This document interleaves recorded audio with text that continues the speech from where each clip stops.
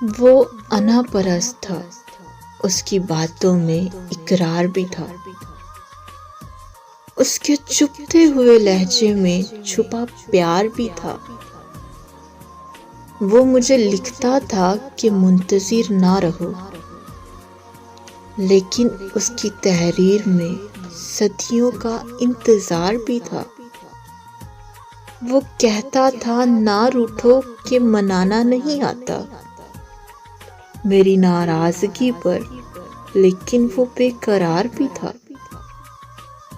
मैं शायद फिर ना लिखता उसको अपनी खबर। मोहब्बत का भरम रखना था, कुछ दिल बेख्तियार भी था। शायद यही उसका अंदाज़े मोहब्बत हो। वो मेरा हमदम था, सितमगुज़ार भी था।